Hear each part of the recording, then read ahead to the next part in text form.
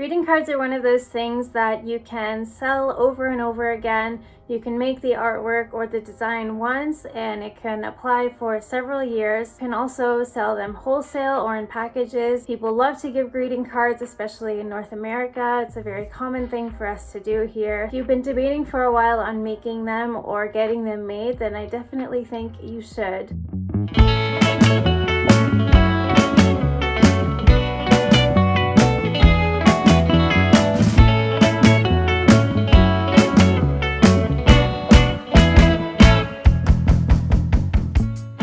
Welcome back to my channel, or welcome if you're new here. My name is Sabina Fenn. I'm a full-time artist and illustrator based in Toronto. I'll show you how I make my greeting cards, why I make them the way I do, the packaging that I use, talk a little bit about shipping as well, so keep watching. Sorry for the mess in the background. I'm packing orders today and we are moving soon, so everything's kind of chaotic right now. I wanted to talk a little bit about why I make my greeting cards as opposed to getting them outsourced by a printing company, and it really just comes down to cost. For me, I like to print everything as the orders come in. I am constantly making new artwork and I just don't want to take up space in my studio with pre-made inventory. I sometimes don't always know if a design is going to sell really well or if it won't sell at all. I've outsourced them before and I've kind of compared to the ones that I make in my studio, and I've actually found that the ones that I make are a bit better qualities. It just made sense for me to keep going like that, even though it's a little bit more work. First of all, the most important and key component to a greeting card is good quality paper. I much prefer 110-pound cardstock as opposed to 100-pound. I just personally find that it has a much nicer feel, and greeting cards are something that you want people to come back again and again for, to give to their loved ones, their friends. I purchased my 110-pound cardstock paper from a local art store, but I've left some links in the description below of where you can find some really good quality 110-pound cardstock paper. It's ones that I've used before and I really love them. Not very flimsy. It's obviously more flimsy when it's like this.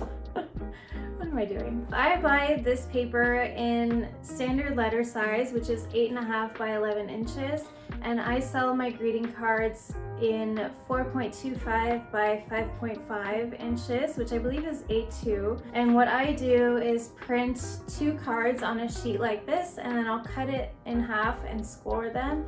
And I believe this paper is actually quite affordable. I think it only comes to about 10 or 20 cents a sheet. For the sake of keeping things simple and doable for me to make handmade cards, I do not offer any text on the inside of my cards. I just keep them blank. It's much nicer, I think, for people to put their own message in the card anyways. It's a personal preference. You can definitely add some text in there if you want to. Once I'm ready to make my greeting cards, I will just pop the paper into the printer and then I will print the double greeting cards. So I'll have 2.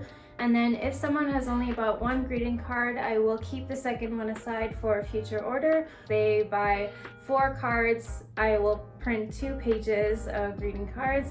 If they need 8 cards, I will print 4 pages of cards. While my cards are printing, I thought it would be good to quickly tell you a little bit about the printer that I use. I personally have 2 Canon Pro 1000 printers, and they're pretty heavy duty. I use these cards for everything in my shop. I do lots of wholesale as well, so I really need something that's heavy duty. The Canon Pro 100 printer is a really good smaller alternative if you don't want a big size like this one.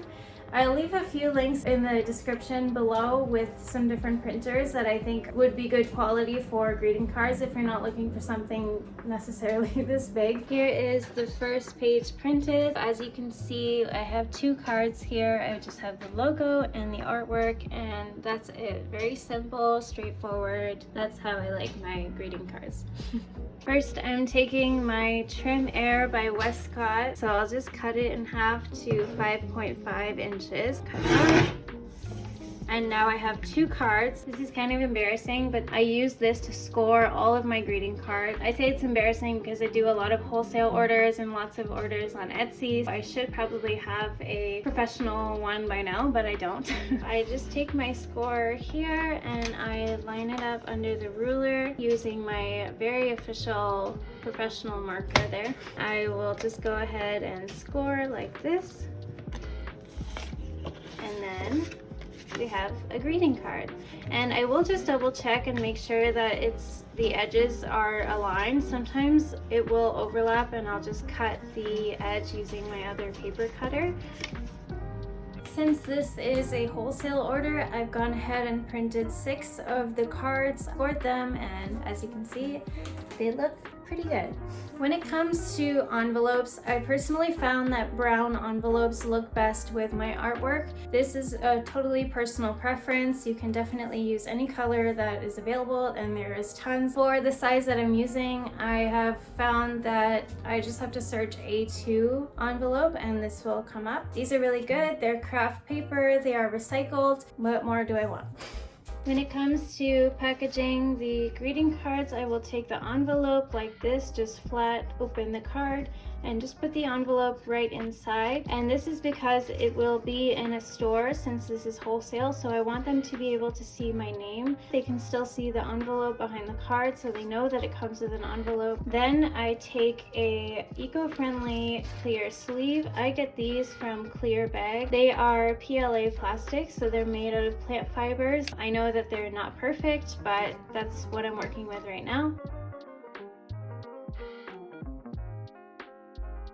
And that's how I do it. One thing I wanted to mention really quickly in regards to packaging is that I am slowly transitioning to those little peel stickers that kind of go around the card like this so that you don't have to use any plastic at all. When it comes to shipping greeting cards, it can be a little bit confusing, especially if you're in Canada. You know that our shipping fees are ridiculously high. The good thing about greeting cards is that since it's such a small and lightweight flat surface, it's not too expensive and you can actually ship it just using letter mail. So I can put this in an envelope and put a few stamps on it and it'll be good to go. You definitely want to think about shipping ahead of time when you're pricing your greeting cards. My shop, I have listings where people can choose any cards from my shop and they can put them together as a set, and then that way I am selling more cards so it's more worthwhile and the shipping fee is lower, and then just more profit in the end. I've found ways to make it work. I'm sure you can too. If you're still not sure about selling greeting cards in your shop, I would say just give it a try. Why not? If you don't want to buy a printer, you can outsource a few cards and see how they do. Greeting cards are really something that you want to kind of prepare ahead of time. So with Etsy especially, right now I'm thinking of holiday cards already, even though it's the middle of the summer. There is a bit of a marketing strategy behind it too. They are really great for some side income. Definitely lots of companies make a full-time income from selling greeting cards. Don't underestimate them. They are really great, I promise. I hope this video was helpful. If you have any follow-up questions on the greeting cards, please feel free to let me know in the comments below. We are moving soon, so everything is just very chaotic right now and I am just kind of in over my head with everything. If I missed anything in this video, please feel free to let me know below and I will answer any questions as honestly as I can.